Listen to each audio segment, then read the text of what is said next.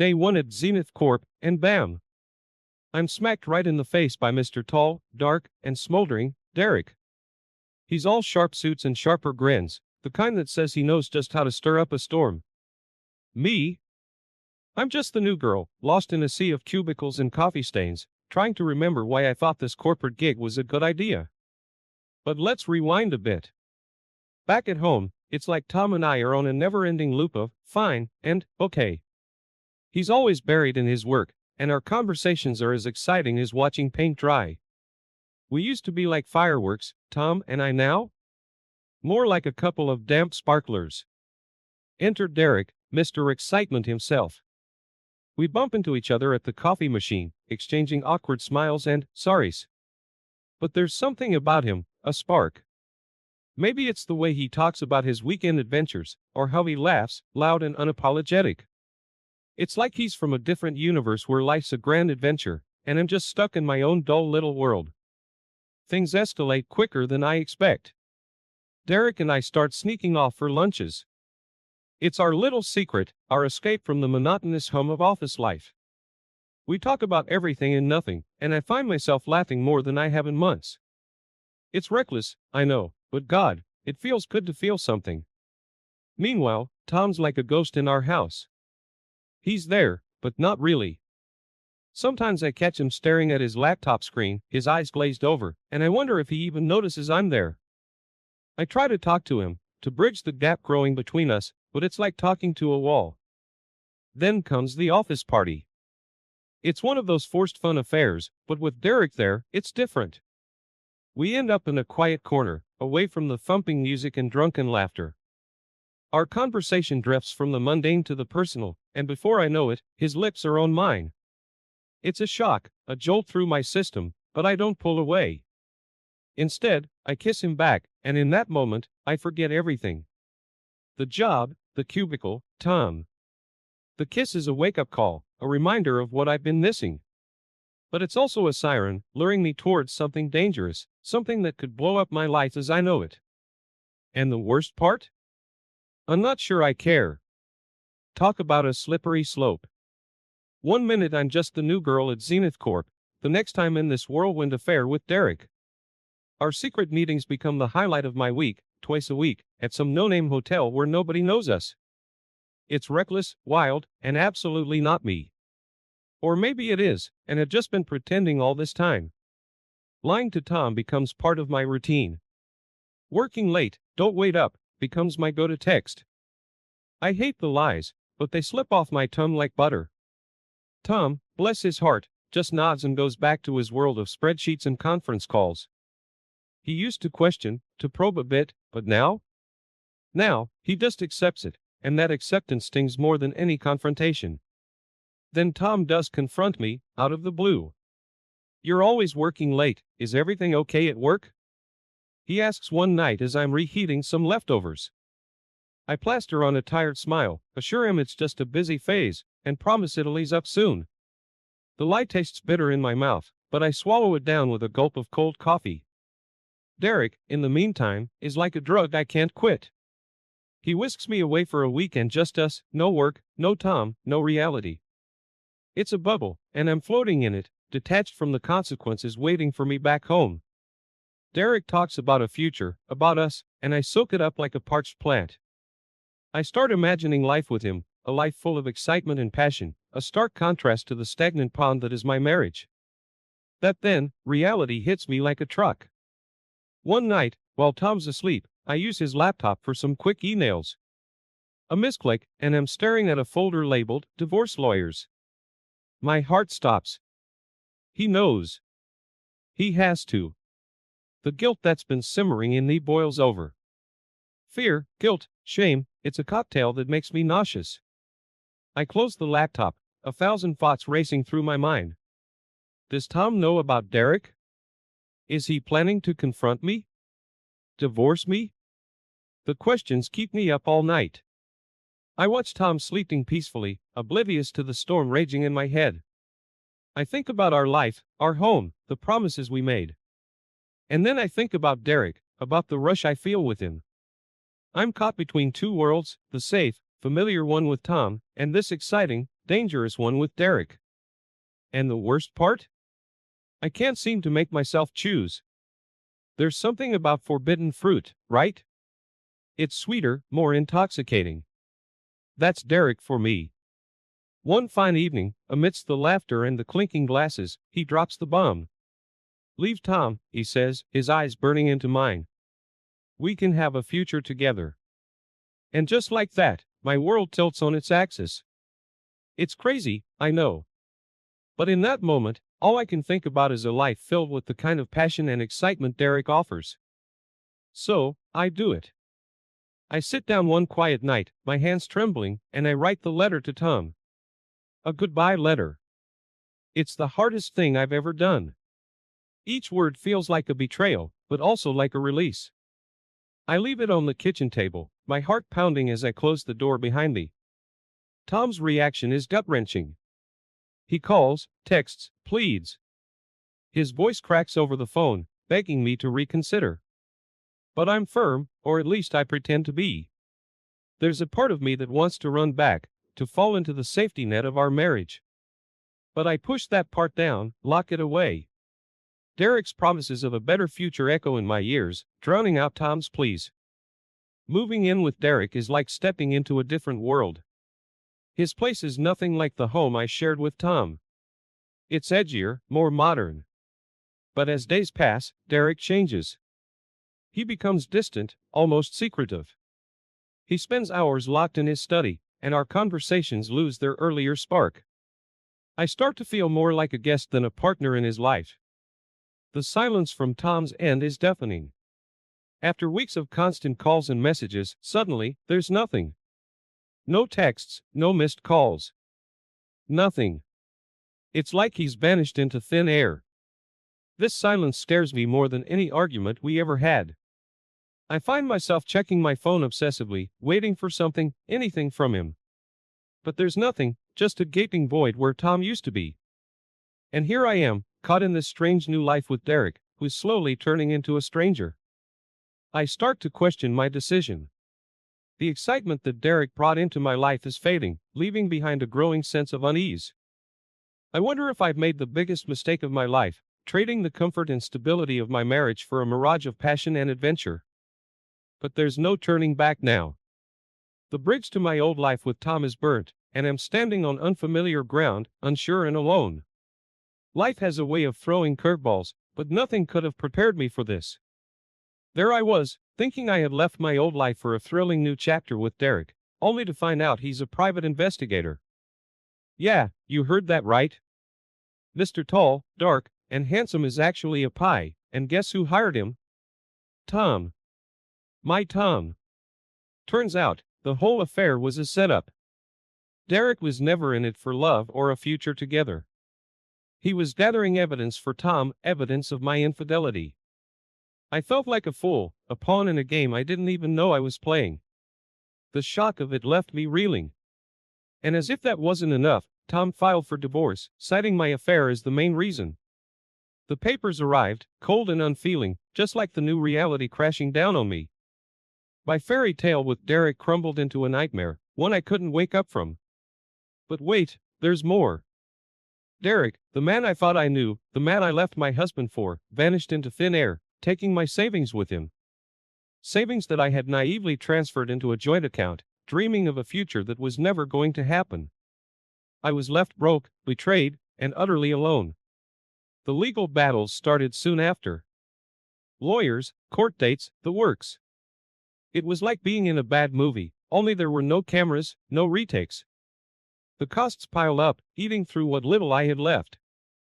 I was drowning in bills, legal fees, and a scandal that seemed to grow bigger by the day. Everywhere I went, I could feel the stares, hear the whispers. I became that woman, the one people talked about in hushed tones. The scandal was all over the place, my workplace, the local news, social media. I couldn't escape it. It was like living in a fishbowl, with everyone waiting to see how I'd fall apart next. There I was, in the middle of a mess that was entirely of my own making. I had walked away from a stable marriage, chasing an illusion, and now I was paying the price. The worst part? I had no one to blame but myself. Derek was gone. Tom was moving on, and I was stuck in a nightmare with no end in sight. You know that saying, it never rains but it pours. Well, I'm living it. After the debacle with Derek and Tom, I'm left picking up the pieces. But it seems like every time I try to glue a piece back together, another part crumbles. First, there's my friends and family. The look on their faces when they found out, it's etched into my brain. Shock, disappointment, pity. I become the topic of whispered conversations and sideways glances. Invitations dry up, and my phone, which used to buzz constantly, is now eerily silent. I'm an outcast in my own circle, left to navigate this storm alone. And as if my personal life falling apart wasn't enough, the media catches wind of the scandal. Suddenly, I'm not just that woman. I'm that woman, splashed across gossip columns and social media. Every mistake I've made is laid bare for public consumption. I'm the subject of harsh judgments and cruel jokes. Stepping outside feels like walking into a battlefield, armed with nothing but a fragile shield. Work becomes a minefield, too. I used to be good at my job, confident and focused. Now, I'm a mess.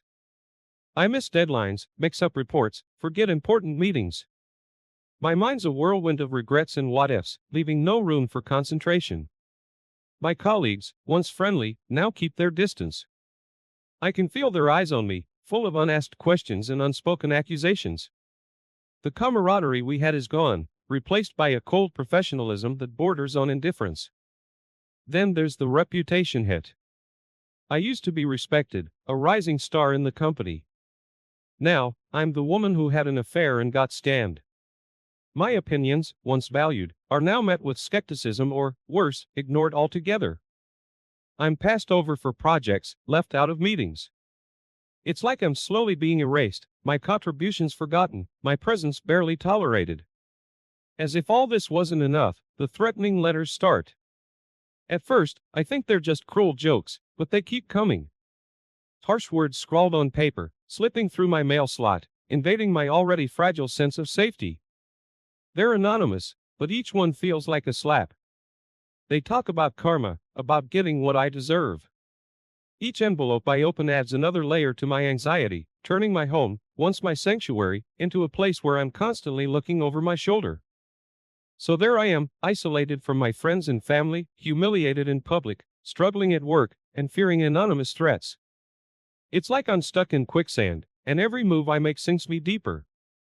The life I knew, the person I was, it all seems like a distant memory, a dream I've woken up from only to find myself in a never-ending nightmare. In the courtroom, the air is thick with tension, like a storm waiting to break. I'm there, a bundle of nerves, as Tom's lawyer lays out the case against me. He's got everything, photos, messages, receipts, a mountain of evidence proving my affair. It's like watching a car crash. I want to look away, but I can't. The evidence is irrefutable, and with each piece presented, my chances of a favorable outcome slip further away. Then comes the verdict. It's like a punch to the gut. The court rolls in Tom's favor. I'm to lose the house, our house, and a big chunk of my assets. I sit there, numb, as the reality of my situation sinks in. I've lost everything, my husband, my home, my reputation. All because of a series of choices that seemed so right at the time but were so wrong. Moving into the small, rundown apartment is a bitter pill to swallow. It's nothing like the life I'm used to. The walls are thin, the furniture is worn, and the constant noise from the street is a far cry from the peacefulness of the home I once shared with Tom. It's a daily reminder of how far I've fallen, of everything I've lost. As if adjusting to my new home wasn't hard enough, the anonymous phone calls start. It's always at night, always the same. A menacing voice on the other end, taunting me, reminding me of my failures. I don't know who it is, but their words cut deep. I start to fear the sound of the phone ringing, the dread settling in my stomach with each call. Then, one day, I see Tom. He's out in town, looking happy, carefree, and he's not alone. There's someone with him, a new partner. They're laughing, holding hands, and it's like a scene from a life I once had. Seeing them together, so happy, it's a stark contrast to the mess of my life. The regret hits me hard, a relentless wave of what ifs and if onlys. That day, I sit alone in my dingy apartment, the reality of my situation crashing over me. I think about the life I had with Tom, the security and love I traded for a fleeting thrill. I think about the choices I made, the bridges I burned. And for the first time, I allow myself to really feel the weight of my mistakes. It's overwhelming, a crushing sense of loss and regret, but there's no going back, no undoing what's been done. I'm left to face the consequences, alone in a life that's a shadow of what it once was. Hey everyone, I hope you're enjoying the video so far. If you do, please take a moment to hit that like button. It really helps me out and lets me know you appreciate the content. Also, if you haven't already, consider subscribing to the channel. Subscribing is a great way to stay updated with all the latest videos and to be part of our growing community. Life's got a funny way of kicking you when you're down. Just when I think things can't get any worse, they do. It starts with this car. I notice it a few days in a row, always lurking a few cars back as I leave work. At first, I tell myself I'm being paranoid, but the cold knot in my stomach says otherwise. It's always there, a constant in my rearview mirror, a silent, ominous presence. Then comes the call from the bank. My heart sinks as the voice on the other end talks about suspicious activities on my accounts. Unauthorized transactions, money disappearing into thin air. It's like I'm bleeding cash, and there's nothing I can do to stop it. With each new revelation, my financial stability crumbles a bit more, and I'm left scrambling, trying to plug holes in a sinking ship. In the midst of this financial nightmare, I stumble upon a chilling truth about Derek. He's a con man, a professional at scamming women like me. It's like a slap in the face, a harsh wake-up call to the reality of who he really is. The charming, adventurous man I thought I knew was just a mask, and I fell for it hook, line, and sinker. Fueled by a mix of anger and desperation, I confront some of Derek's known accomplices. It's a risky move, but I'm past caring. The encounter is tense, dangerous even. They're not the kind to be easily intimidated, and their thinly veiled threats send a clear message: back off, or else. I leave, my heart pounding, the taste of fear sharp on my tongue. Amidst all this chaos, my mental health starts to spiral. The stress, the guilt, it's like a weight pressing down on me, relentless and unyielding. Sleep becomes elusive, a distant memory. I'm running on fumes, my thoughts a tangled mess of regrets and what-ifs. My reflection in the mirror is a stranger, hollow eyes, a pale, drawn face. I'm a shadow of the woman I used to be, lost in a sea of turmoil and despair. Day by day, I feel myself slipping further and further away from the person I was. The vibrant, confident woman who walked into Zenith Corp on her first day is gone, replaced by this shell, this ghost haunted by her own mistakes. It's a lonely place to be, a dark corner of the world where hope is just a flicker, barely visible in the overwhelming darkness. Just when you think you've hit rock bottom, life hands you a shovel and says, keep digging. That's exactly how I feel when my boss calls me into his office. The look on his face says it all: disappointment, maybe even pity. We're going to have to demote you, he says, his words a final nail in the coffin of my once promising career. My performance, once the talk of the office, has plummeted, and now, here I am, facing the consequences. It's a bitter pill to swallow, watching everything I've worked for slip away. With my paycheck shrinking, I'm left scrambling to make ends meet. One by one, I part with my valuables, the designer bags, the jewelry Tom gifted me on anniversaries, even my cherished laptop. Each sale feels like a piece of me being stripped away, leaving me bare, exposed. It's a stark reminder of how far I've fallen, a daily confrontation with my new reality.